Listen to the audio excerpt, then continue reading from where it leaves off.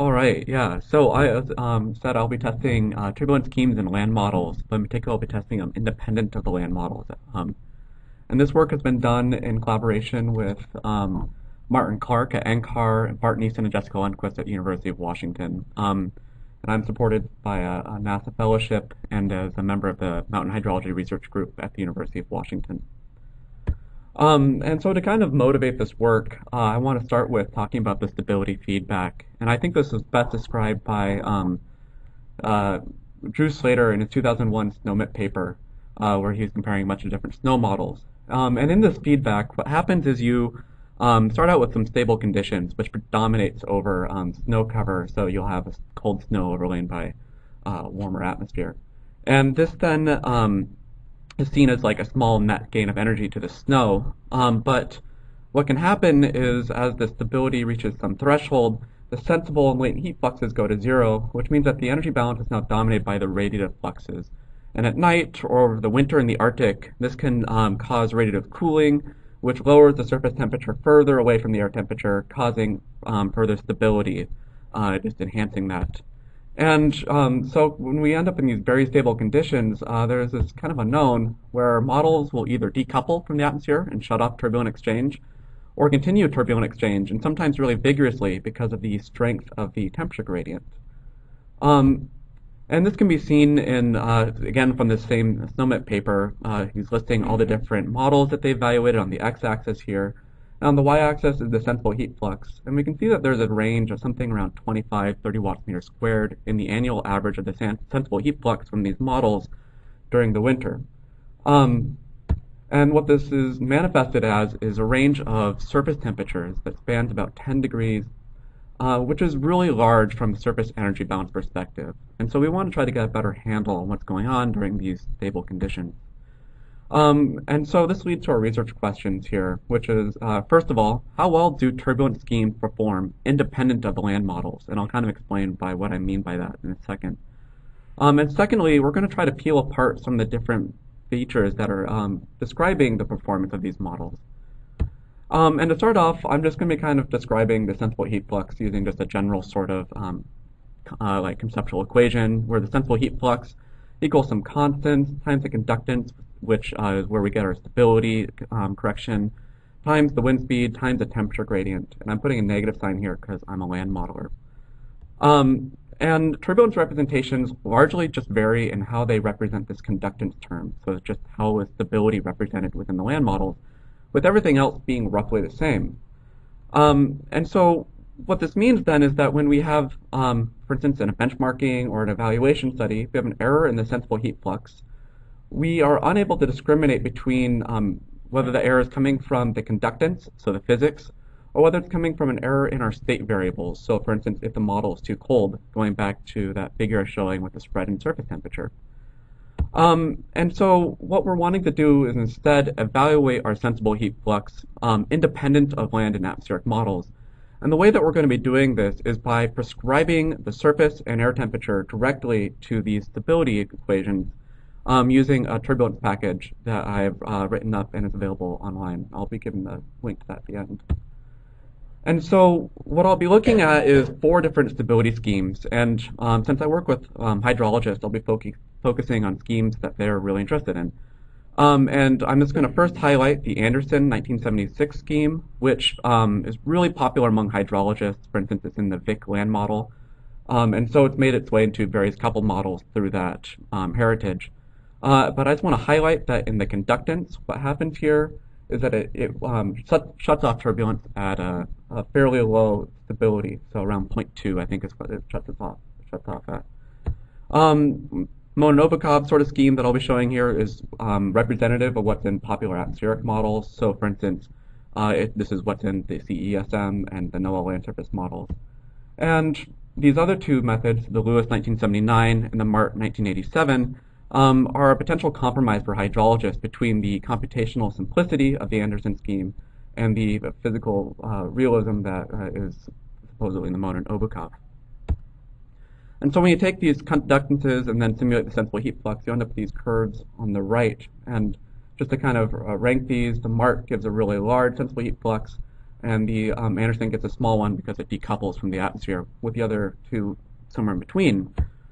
But what happens in practice is that the Monin-Obukov schemes will actually cap their stability correction. So for instance, in the NOAA land surface model, they'll cap the zeta term. The CESM caps the the Obukov length. And in the scheme I'm using, which is from the SNOWTHERM model, it just sets up a windowless exchange coefficient. But what all these look like is that you have a constant conductance above some stability threshold, which leads to the sensible heat flux becoming a linear function of the temperature gradient. And so I'll be testing these schemes using independent of the land models at two sites. One is our study site here in Washington, up at Snoqualmie Pass. If you take I-90 out for about an hour, you'll end up at this area next to a ski resort. And it's within a 30 by 30 meter clearing in the forest. And I'm showing the tower here on the right with our CSAT. And this is representative of how location that snow hydrologists run their models at. So for instance, at a SNOTEL station. The other study site we'll be using, which has what I would say is probably higher quality observations and slightly more idealistic sort of environmental setting, is the shallow cool pool site run by Larry Mart in 2012, in the fall of 2012. They have something like 20 different observations spread out across this lightly undulating landscape. But I'll be focusing on the M tower since it also has radiation observations there from which we can derive the surface temperature. And it has two sets of CSAT observations, which I'll be focusing on, which is the 1 meter observations, which are within the cold pool that usually sets up, and the 15 meter observations, which are usually outside the cool pool.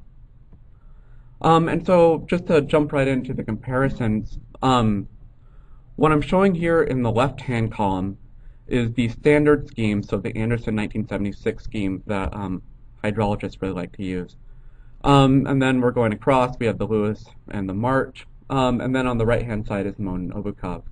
And so we have Snoqualmie on the bottom, the shallow cold pool, the lower observations, and the upper observations. On the y-axis, I'm showing the simulated sensible heat flux, and on the x-axis, I'm showing the observed sensible heat flux. And note that there's a scale change between Snoqualmie and the shallow cold pool sites. And what's happening is I am binning all these observations and model results into a 2D histogram. And so I just kind of like explore one of these in detail. Let's just focus on the standard at the shallow cold pool lower observations. What we can see is the Anderson scheme, you can see it decoupling for some values, but when it doesn't decouple, it over-simulates the sensible heat flux. Leading to a compensating bias that's relatively small. Moving across to the Lewis and Mart, I'm just going to be neglecting these largely for the rest of the talk because the hope for kind of that compromise between the Monin-Obukov and the standard scheme for hydrologists leads to a fairly large bias overall. And then moving to the Monin-Obukov scheme, you can see the effect of that linear function popping in here where it's relatively flat. Under-simulating for high sensible heat flux and over-simulating for lower sensible heat flux and totally missing the counter-gradient fluxes. And so at the Snoqualmie site, in general, we just find that we don't get quite as good behavior, and that's largely because we have to throw out so many observations due to snow and rain causing moisture on our CSAT sensor. But in general, the smallest biases come from the Monin-Obukov and the Anderson scheme. If we just move to wind shear, so again, same sort of 2D histogram plots here, but I'm showing the observed sensible heat flux for the upper observations on the M tower at the shallow cold pool site against the wind speed that's observed.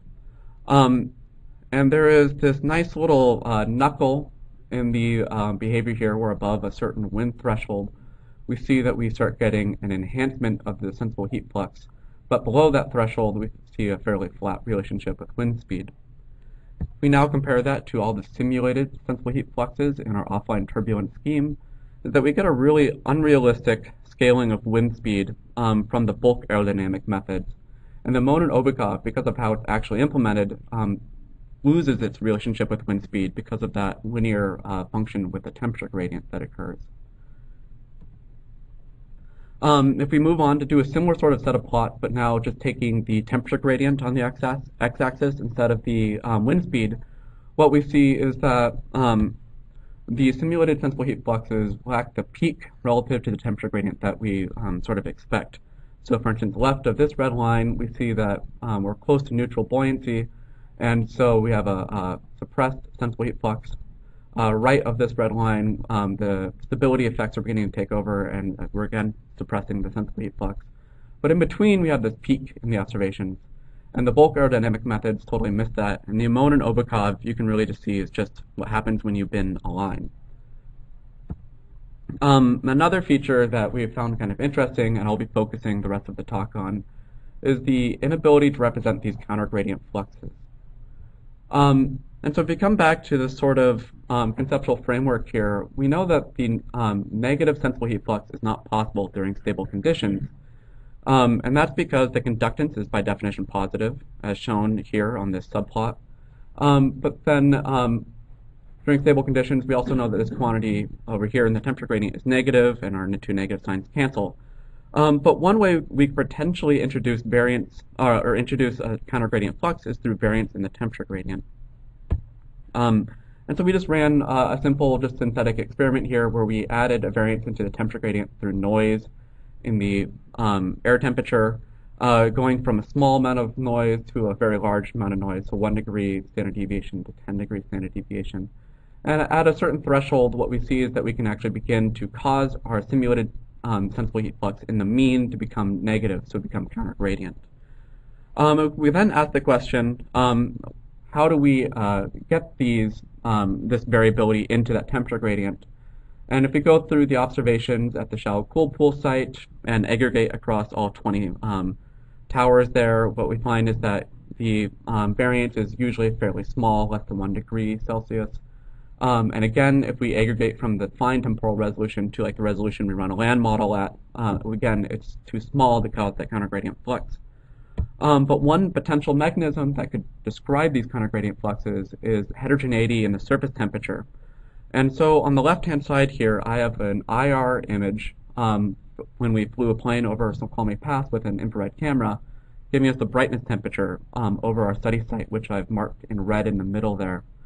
And on this day, we know the snow is melting, so we have a good idea that these blue dots are supposed to be what temperature they're supposed to be, allowing us to kind of correct for the emissivity effects. And so when we bin all of these infrared images, and we can get a brightness temperature distribution that's bimodal with a snow surface population, which is melting, and then a tree and road population, so this is the highway here actually.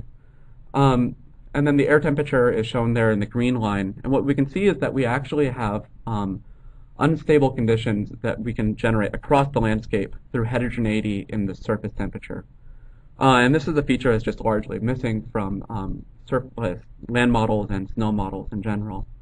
And with that, I'm just going to go to some conclusions. I demonstrated a really simple method for testing turbulence schemes independent of land models, so we can just remove the effect of state variable errors in our evaluations. I showed that stability schemes can have small biases, but these are caused by compensating errors. And hydrologists might be a little bit relieved to find out that even though we have some errors in the physics, that the scheme that they've been using for the last 30 years is actually a fairly small bias overall. No turbulence scheme that we tested can represent counter-gradient fluxes, and that's kind of by definition. And we think that future of land modeling may need to go towards something that includes heterogeneity and surface temperature in order to allow this feature to emerge from the land model. And with that, I'd like to thank you and point you to my GitHub page where you can get this turbulence package. Time for a couple of questions. Yeah. So, looking at this, I mean, in fact, I seem to remember reading a paper 10 years ago or so that all of these turbulence schemes have problems. So, I mean, do we need to go back? Do you need to now spend your time writing new equations? Do you need to go back to the physics? Or is there a way that we can take what we have right now and make them better? Yeah, so it's actually exactly what I'm trying to work at like right now, because some of this is like, for instance, that MART scheme that I was showing, baked into that was this assumption that we have variability in the stability parameters across like a grid. And so he tried to include that. I think that eventually led to like the long tail distribution sort of schemes. Um, but there is some basic things that we need to go back and figure out here. For instance, like what I was showing there with the variability in surface temperature, maybe not might necessarily be the errors in the physics themselves, but the fact that our trees are warming up much quicker than, for instance, the snow. We need some way to kind of tap that energy across the grid to allow counter gradient fluxes.